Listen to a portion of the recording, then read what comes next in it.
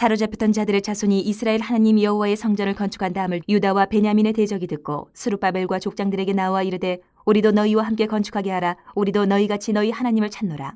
아스루 왕 에살 핫돈이 우리를 이리로 오게 한 날부터 우리가 하나님께 제사를 드리노라 하니 스룹바벨과 예수아와 기타 이스라엘 족장들이 이르되 우리 하나님의 성전을 건축하는데 너희는 우리와 상관이 없느니라. 바사왕 고레스가 우리에게 명령하신 대로 우리가 이스라엘의 하나님 여호와를 위하여 홀로 건축하리라 하였더니 이로부터 그 땅 백성이 유다 백성의 손을 약하게 하여 그 건축을 방해하되 바사왕 고레스의 시대부터 바사왕 다리오가 즉위할 때까지 관리들에게 뇌물을 주어 그 계획을 막았으며 또 아하수에로가 즉위할 때에 그들이 글을 올려 유다와 예루살렘 주민을 고발하니라. 아닥사스다 때에 비슬람과 미드르닥과 다브엘과 그의 동료들이 바사왕 아닥사스다에게 글을 올렸으니 그 글은 아람 문자와 아람 방언으로 써서 진술하였더라. 방백 르움과 서기관 심세가 아닥사스다 왕에게 올려 예루살렘 백성을 고발한 그 글에 방백 르움과 서기관 심세와 그의 동료 디나 사람과 아바사 사람과 다블레 사람과 아바세 사람과 아렉 사람과 바벨론 사람과 수산 사람과 대해 사람과 엘람 사람과 그 밖에 백성 곧 존귀한 오스나빨이 사마리아 성과 유브라데 강 건너편 다른 땅에 옮겨둔 자들과 함께 고발한다 하였더라. 성도라는 말은 예수 그리스도 안에서 이미 구별되어서 하나님께 속한 자다라는 의미가 있어요. 성도는 한자잖아요. 풀이하면 거룩한 백성입니다. 거룩한 무리. 세상은 그런데 이 성도를 가만히 두지를 않습니다. 여러 방법으로 그들의 삶을 방해를 합니다. 그러면 여러분, 성도된 우리는 이럴 때 어떻게 대처해야 할까? 오늘 이스라엘 백성들의 이 모습을 보면서 우리가 그 방법들을 발견하기를 바랍니다. 먼저 세상은 성도에게 하나님을 섬겨도 세상과 어울려서 같이 살아라, 이렇게 이야기를 해요. 세상과 구별되어 살아야 하는 성도를 세상과 타협하게 만드는 거죠. 그리고 세상은 그게 지혜롭게 사는 것이냐 포장을 아주 예쁘게 합니다. 그런데 그것은 정말 어리석은 길이다라는 것을 우리가 명심해야 합니다. 그렇게 되면 그런 성도는 하나님께로부터 아무런 유업을 받을 수가 없게 됩니다. 오늘 본문을 보면 1차로 돌아온 이스라엘 백성들이 성전을 건축하려고 합니다. 다시 무너진 성전을 건축하는데 성경은 대적들이 찾아와서 같이 하겠다 이렇게 했는데 이 대적이 누구냐면 예루살렘 북쪽에 있는 사마리아인들이에요. 사마리아인은 이전부터 하나님을 섬겨왔습니다. 그래서 성전 공사를 같이 하고 싶다라고 얘기를 해요. 그런데 그렇게 할 수가 없어요. 왜냐하면 이 사마리아가 언제 이 사마리아인들은 바벨론 이전에 아수르가 북이스라엘을 점령하고 잡아가고 다른 나라 사람들도는 혼혈을 만들어버렸어요. 그래서 이 사마리아 사람들은 그때부터 이방인과 혼혈하고 하나님도 제사하고 우상도 제사하고 그냥 막 섞여버린 거예요. 혼합이 된 거예요. 그러니까 자기들 우리도 옛날부터 하나님 섬겨왔어. 그러니까 우리도 하나님 성전 같이 짓게 해줘. 이렇게 얘기해요. 근데 하나님만 섬긴 게 아니고 다른 우상도 같이 섬겼어요. 혼합이 돼버린 거예요. 혈통도 혼합이 되고 신앙도 그냥 혼합이 돼버린 상태. 여러분, 신앙생활에서 어떤 상황을, 어떤 사람을 더 경계해야 될지 한번 생각해 보십시오. 정말 분노한 얼굴을 가지고 우리에게 와서 막 분을 내릴 사람을 우리가 경계해야 될까? 아니면 얼굴은 온화한 미소를 짓고 있는데 서로 피해가 없도록 적당하게 서로 용납하면서 살자, 이렇게 말하는 사람을 우리가 경계해야 될까? 여러분은 어느 쪽일 것 같습니다?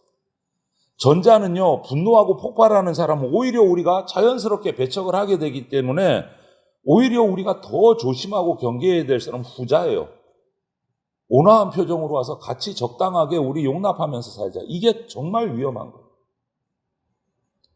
생각해 보십시오. 상대가 나에게 달려들면서 공격을 하면서 처음부터 칼을 이렇게 들고서는 들이밀면서 오면 우리는 본능적으로 피합니다. 그러니만 그렇게 되면 다쳐도 상처를 깊이 먹지 않아요. 피하니까. 그런데 칼을 숨기고 나에게 다가와서 공격하면 그때는 피할 틈이 없어서 깊이 찔릴 수가 있어요.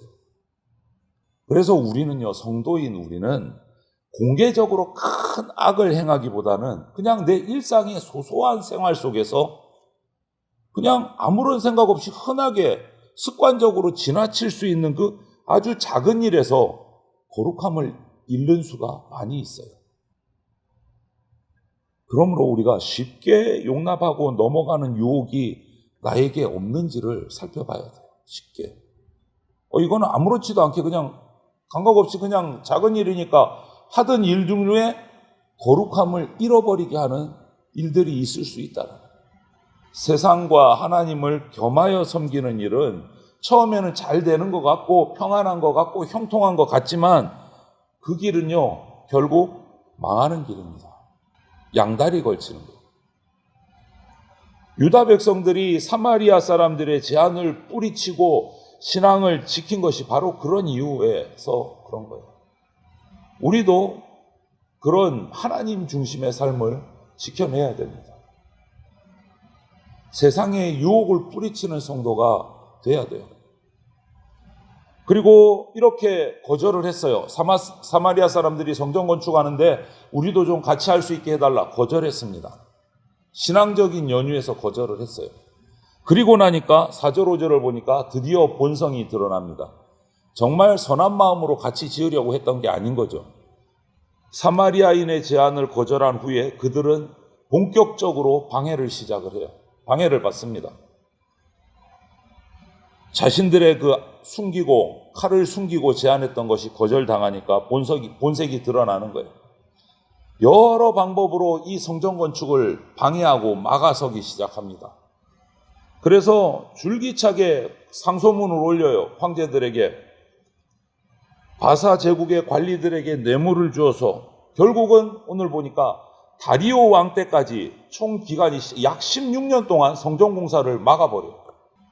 함께 찬양하고 으쌰으쌰해서 힘을 모아서 무너진 성전을 건축하려고 시작했는데 방해를 시작해서 16년을 그냥 손을 못 대게 막 사기가 떨어지죠. 그 으쌰으쌰했던 마음들이 다 깔아앉는 거예요. 암담한 상황이고 이거 성전 공사를 포기해야 되나? 어떻게 해야 되나? 낙심이 될 거예요. 그때 이런 마음이 생길 수 있어요. 우리도 마찬가지. 하나님의 일을 정말 열정적으로 하려는데 여러분 바른 신앙의 길을 걷고 있고 함께 모여서 하나님 앞에 아름다운 길을 가려고 하는데 그때도 방해가 있고 여러분 박해가 있습니다. 그러면 우리는 이거 잘못 선택했나? 우리가 이거 잘못한 거 아니야? 저 사람들하고 같이 좀 힘을 합해서 잘 지어야 되는 거 아니야? 이런 생각이 들 수가 있어요.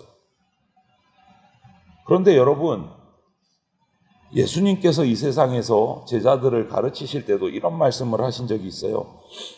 세상이 나를 박해한 것처럼 너희들도 박해할 것이다. 분명히 말씀하셨어요. 예수님이 잘못된 길을 가신 게 아니에요. 제자들이 잘못된 복음을 전한 게 아니에요.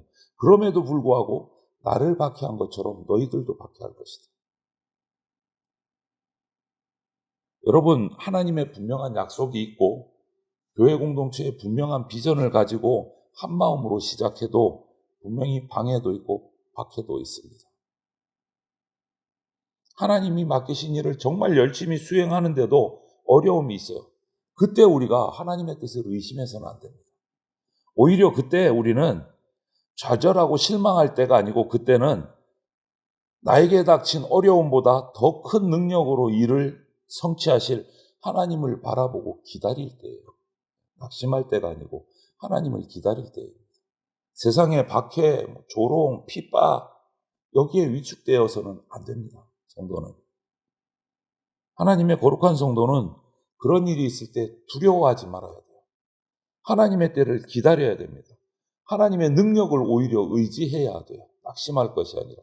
그러면 감당할 힘을 주십니다. 그것이 성도의 모습이에요. 한 가지 더 금방 말씀드린 것처럼 하나님의 능력을 의지하려고 하는데 그래도 또 상황이 더 악화될 때가 있어요. 세상은 가만히 있지 않아요. 사탄은. 대적들이 유다 백성들의 이 성전 건축을 방해한 모습을 오늘 읽어보면은요, 그냥 한두 해, 그냥 16년 방해한 게 그냥 한두 사람이 한 게 아니에요. 아주 조직적으로 공동체가 돼서 틀을 짜가지고 조직적으로 이 성전 건축을 방해를 했어요. 한 사람의 감정이 아닌 거예요. 그들은 왕의 힘도 동원을 하고 뇌물도 동원을 하고 아주 조직적으로 여러 가지 방법을 사용해서 성전 건축을 막았어요. 우리에게도 오늘날도 마찬가지입니다. 주변 나라 정세에 의해서 상황이 더 심각해질 수도 있고 가진 자들에 의해서 휘둘릴 수도 있고 여러 가지 방법들이 있어요. 세상뿐만 아니라 교회도 타락해서 성령의 역사를 기대하기가 힘들어지고 우리가 정말 영적인 상태가 바닥을 칠 수도 있어요. 여러분, 그런데 이런 여러 상황 속에서 하나님의 백성, 성도의 삶을 절망으로 이끌어가는 가장 근본 원인은 어디 있을까를 우리가 살펴야 됩니다. 나를 방해하는 사람이 많아서 저들이 조직적으로 우리를 괴롭혀서 교회의 예배를 방해해서 나라가 방해하니까 역사가 방해하니까 이런 것들도 대적들의 공격도 일조합니다. 성도의 삶을 살지 못하고 절망에 빠뜨리는 거 일조하는데 가장 중요한 이유는 뭐냐면 우리가 성도가 절망에 빠져 가장 근본적인 이유는 세상 우주 만물 모든 것을 창조하시고 주관하시고 다스리시는 하나님을 바라보지 못했기 때문에 실망에 빠집니다. 모든 만물의 주권자이신 하나님을 바라보지 못하면 우리는 실망에 빠져요. 낙심하게 됩니다. 여러분 보십시오. 역사를 보면 하나님을 대적하는 사람들은 아담이 죄를 범죄한 이후에 점점 더 많아졌습니다. 그래서 그 죄를 없애기 위해서 홍수로 악한 세상을 노아 홍수로 하나님이 싹 징벌을 하셨어요. 심판을 하셨어요. 그럼 악한 자가 없어졌습니까? 노아 홍수 이후에도 그 악인들은 사라지지 않고 또 생겼어요. 그렇기 때문에 오늘날도 마찬가지입니다. 아무리 교회가 많아지고 성도들이 강하게 서도 우리의 현실은요, 항상 공격받습니다. 항상 어려운 일이 생깁니다. 그 강도가 주님 다시 오실 날까지 가면 갈수록 더 세집니다. 그런데 성경이 우리에게 보여주듯이 하나님의 백성인 성도를 붙드시는 하나님 앞에서 그 강해지는 악한 세력의 핍박, 방해, 조롱, 그거 아무것도 아닙니다. 하나님께 붙들린 것 아무것도 아닙니다. 그러니까 거기에 휘둘려서 우리가 낙심하고 실망하고 절망해서는 안 된다. 여러분, 모든 상황에서 하나님의 백성, 거룩한 성도로서 소망을 잃지 마십시오. 굴복하지 마십시오. 어떤 악한 세력이, 거대한 세력이 우리에게 다가와서 우리를 공격하고 핍박해도 하나님 앞에서는 그거는 그냥 밥입니다. 아무것도 아닙니다. 세상은 예수님 다시 오시는 그 마지막 심판 때까지 거룩한 백성, 우리 성도를 가만히 두지 않을 겁니다. 끊임없이 공격할 겁니다. 실패하면 또 하고 실패하면 또 할 겁니다. 가만히 두지 않을 거예요. 그러나 하나님도 역시 당신의 거룩한 백성인 성도, 우리를 그냥 내버려 두지 않으신다. 이것을 기억하셔야 돼요. 사탄이 우리를 그냥 내버려 두지 않는 것처럼 그 공격 가운데 있는 거룩한 당신의 백성을 하나님도 그냥 내버려 두지 않으신다. 이것을 기억하셔야 됩니다.